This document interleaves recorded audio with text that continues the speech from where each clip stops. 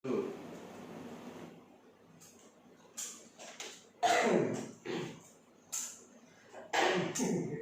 Pak. Baik, selamat pagi. Assalamualaikum warahmatullahi wabarakatuh. Perkenalkan, nama saya Muhammad Rusdi dari Prodi DPT. Kali ini saya akan mengenalkan tentang usaha peternakan ayam kampung dan broiler. Jadi langsung kita masuk ke bagian alur. Di sini garis besarnya itu ada peternakan ayam, jelasnya nanti dibagi ayam kampung, ayam broiler. Terus ada pakannya apa saja, berbagi nanti, terus produksi dari masing-masing ayam apa, dan sedikit ada pembahasan tentang kesehatan ternak di digital teknologi gitu. Baik, kita lanjut ke pendahuluan. Di sini dikatakan suatu masalah usaha budidaya ayam broiler terdapat di lemahnya manajemen pemeliharaan. Nah, sebab broiler ini merupakan jenis ternak unggas yang membutuhkan pemeliharaan intensif. Sedangkan peningkatan penurunan biomassa organisme telah dapat menjadi suatu indikator untuk kita dapat mengetahui kesehatan dan produktivitas ternak unggas. Nah, perubahan bobot seperti organ-organ gastrointestinal, hepar, pankreas, jantung, dan limfa disebabkan oleh faktor internal dan eksternal. Ada dua. Faktor internalnya itu ukuran tubuh, jenis kelamin, umur, status kesehatan, dan status fisiologis, jenis kualitas dan komposisi bahan pakan. Kelewat tadi ada status fisiologis dan aktivitas mitotik sel panca. Terus faktor eksternalnya yang juga berperan besar adalah jenis, kualitas, dan komposisi bahan pakan. Terus, namun biaya pakan dalam usaha budidaya ternak unggas merupakan komponen terbesar sekitar 70% dari total biaya produksi. Sumber protein yang bisa digunakan untuk campuran pakan unggas yaitu bugil kedelai, akan tetapi ketersediaannya masih terbatas sehingga masih mengandalkan hasil dari impor. Kemudian permasalahan kadar tanin yang tinggi pada langsung bisa menyebabkan terhambatnya pertumbuhan unggas dikarenakan tanin bisa mengikat serta menurunkan kecernaan protein.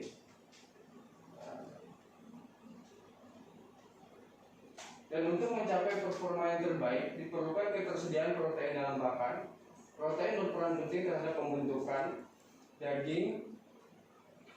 Penggunaan level protein dalam ransum ayam kampung super yang masih beragam ini perlu dicari level protein yang tepat untuk efisien untuk mencapai pertumbuhan maksimal pada ayam tadi.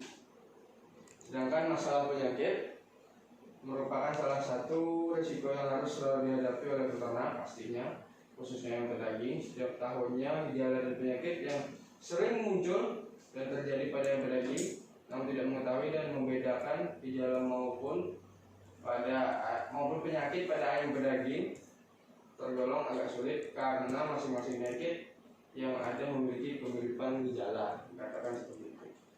Nah, di sini katakan usaha peternakan tadi kan dikembangkan dengan berbagai pola mandiri dan pola kemitraan, kegiatan pemasukan sarana produksi hingga proses kegiatan pemasaran hasil produksi usaha ternak. Dengan penggunaan suplemen dari sumber daya hayati lokal menjadi alternatif yang dapat digunakan untuk mengatasi permasalahan tersebut.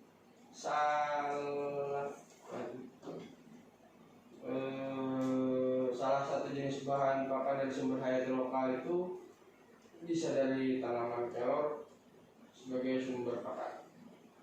Nah, upaya yang dapat dilakukan untuk mengganti penggunaan bugil kedelai sebagai sumber protein adalah dengan menggunakan bahan pakan lokal dengan kandungan nutrisi yang tinggi. Nah, salah satunya seperti biji asam Jawa itu Tamarinus indica, difermentasi. Biji asam Jawa ini memiliki potensi sebagai bahan baku pakan alternatif karena memiliki kandungan protein. Terus ada alternatif lagi dari biji alpukat. Nah, kemudian pengoptimalan yang dilakukan untuk pemanfaatan nutrien dengan menggunakan enzim. Nah, produk yang digunakan adalah Slurry 3 yang merupakan suplemen ternak berbentuk tepung dan dapat dicampurkan ke dalam racun maupun air minumnya. Produk ini mengandung enzim-enzim bermutu dan vitamin untuk ternak seperti pitase, amilase, protase, silanase, dan biglukanase, yaitu enzim selulosa, protase, dan silanase, serta membangun sebuah sistem pakar yang dapat digunakan untuk melakukan diagnosa terhadap gejala dan penyakit yang sedang terjadi pada ayam berdaging. Kemudian dikatakan di sini ada hasil solusinya, menyediakan seluruh input sampai dengan output produksi untuk manajemen yang tadi, sehingga resiko dan keuntungan sepenuhnya ditanggung oleh peternak agar penghasilan bertambah seiring dengan keuntungan dan resiko yang didapat. Lalu penggunaan bahan baku metabolisme berpengaruh pada biomasa atau bobot organik setelah dengan memanfaatkan komponen tanaman yang diharapkan dapat meningkatkan kinerja organ tersebut. Akhirnya meningkatkan sistem pertahanan tubuh dan produktivitasnya. Kemudian penggunaan tepung biji asam fermentasi sebagai alternatif pakan sumber protein pengganti bulat kedelai yang diduga mampu meningkatkan penampilan produksi dan kualitas karkas ayam berdaging. Nah, dengan mengurangi kadar tanin agar protein serta energi yang terkandung pada biji alpukat bisa dimanfaatkan ternak unggas, khususnya pada ayam broiler. Nah, manfaat yang diharapkan itu meningkatkan penyerapan nutrisi pakan oleh ternak dan mampu dicerna di dalam saluran pencernaan sehingga enzim yang ditambahkan ini dapat mengkonversi dalam bentuk daging. Nah, keuntungan membangun sistem bakar untuk mendiagnosa penyakit ayam berdaging yang memberikan solusi bagi peternak, masyarakat maupun penyuluh hewan ternak untuk dapat digunakan untuk mengenali gejala serta penyakit yang biasanya terdapat pada ayam berdaging agar dapat meminimalisir kerugian. Baik. Nah, lanjut ke pembahasan. Jadi dikatakan karena meningkatnya permintaan akan kebutuhan protein hewani, peternak merupakan subsektor penting sebagai penyedia kebutuhan protein hewani. Salah satu produk peternakan penyumbang kebutuhan memenuhi kebutuhan adalah daging ayam negeri. Ayam broiler mempunyai masa panen yang relatif singkat, yaitu 30-40 hari. Pertumbuhan bobot badan ayam broiler relatif cepat, umur 5-6 minggu dengan rata-rata bobot mencapai 1,4 kilo sampai 1 kilogram. Nah, organ visual seperti proventriculus, tubuh dan intestinum dan lain-lain, lalu beberapa organ yang mempunyai peran penting dalam proses pencernaan, absorpsi, transportasi, dan pematangan sel yang berperan dalam pertahanan tubuh. Proses pencernaan di dalam saluran gas kandungan akan menghasilkan produk yang merupakan turunan dari karbohidrat, protein, lemak, dan asam yang kemudian diabsorpsi oleh sel-sel intestinum dan selanjutnya akan ditransportasikan ke seluruh tubuh sebagai bahan baku metabolisme. Salah satu jenis bahan pakan dari sumber hayati lokal yang dapat dimanfaatkan seperti daun kelor. Tanaman ini diharapkan mampu meningkatkan kinerja organ viskal tersebut. Nah, pada akhirnya dapat meningkatkan sistem pertahanan tubuh dan produktivitasnya. Kemudian biji alpukat berpotensi sebagai sumber energi dan kadar protein. Nah, di sisi lain biji alpukat mengandung antinutrien yaitu tanin. Tanin dapat mengikat protein sehingga pada waktu dikonsumsi ternak protein ini tidak dapat dicerna dengan maksimal. Nah, tanin yang terkandung dalam biji alpukat yang sangat tinggi menyebabkan terhambatnya pertumbuhan unggas. Dikarenakan tanin bisa mengikat serta membantu pencernaan protein. Kemudian ada pakan unggas adalah campuran beberapa macam bahan pakan yang diberikan kepada unggas untuk memenuhi kebutuhan perkembangan dan reproduksi. Terus ada biaya pakan dalam usaha budidaya ternak unggas yang sebesar 70% dari total biaya produksi. Kemudian bahan sumber protein yang bisa digunakan untuk campuran pakan unggas seperti bungkil kedelai, namun ketersediaannya masih modal impor. Lalu dialternatifkan menggunakan tepung biji asam yang sudah difermentasi, digunakan sebagai alternatif bahan pakan sumber protein pengganti bungkil kedelai.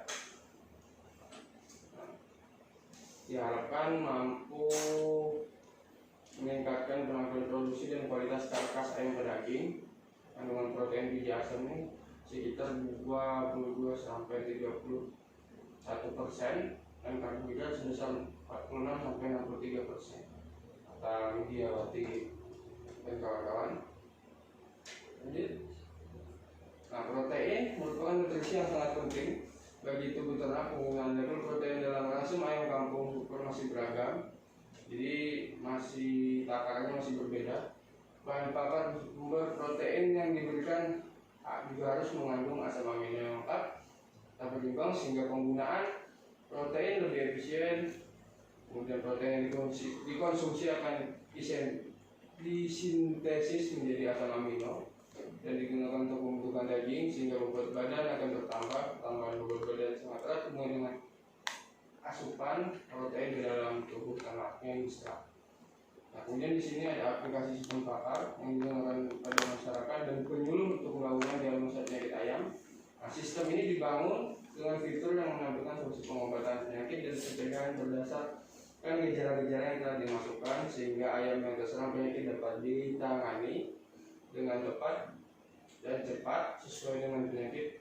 Implikasi dari penggunaan sistem ini dapat memberikan kemudahan bagi masyarakat dan penyuluh dalam melakukan diagnosa penyakit pada ayam. Di sini ini aplikasi dari mas. Kemudian untuk materi metode yang bisa kita terapkan di kandang kita khususnya. Di sini ada penggunaan metode RAM dengan 4 perlakuan dan 4 pengulangan terhadap 25 ekor ayam Arab yang tidak dibedakan jenis kelaminnya dengan koefisien keragaman 7,5%. Pakan yang digunakan sebagai berikut: P0 pakan tanpa sambungan di bungkil kedelai, biji asam dan fermentasi biji alpukat. Yang P1 menggunakan pakan tersebut sebanyak 25%, P2 nya 50%, P3 nya 75% dan P4 nya 100% menggunakan pakan rasum pengganti bungkil kedelai dengan biji asam fermentasi dan fermentasi biji alpukat. Nah, parameter yang diamati adalah bobot karkas, persentase karkas, bobot dada, persentase distribusi daging dada, bobot paha bawah dan persentase paha bawah ayam daging. Kemudian data yang diperoleh dianalisis menggunakan analisis ragam dan rancangan atau kompas. Baik, kita sampai ke akhir kesimpulan. Usaha ternak ayam kampung dan ayam gas broiler adalah dua usaha yang sama-sama memelihara namun beda tujuan produksinya. Ayam kampung bisa diternak untuk dari bibit, daging serta telurnya. Kalau ayam broiler rata-rata untuk produksi daging. Adapun biaya pakan jadi komponen terbesar, kita tahu sendiri 70% dari biaya produksi. Dan kemudian protein sangat penting untuk pertumbuhan ayam. Dilakukanlah pembentukan langsung dengan bahan alternatif yaitu tepung daun kelor, fermentasi dari biji asam jawa dan fermentasi biji alpukat untuk mengurangi biaya kos pakan dengan kandungan protein. Menggunakan treatment pemberian pakan untuk menguji kemampuan langsung yang diformulasikan terhadap pengaruhnya pada ayam-ayam tersebut dengan harapan pertumbuhannya bagus. Kemudian pembuatan sistem aplikasi tipe aplikasi kesehatan untuk manajemen kesehatan hewan. Dengan ini mempermudah para peternak masyarakat khususnya para penyuluh kesehatan dalam mendiagnosa penyakit biji alpukat. Apa itu? Baik.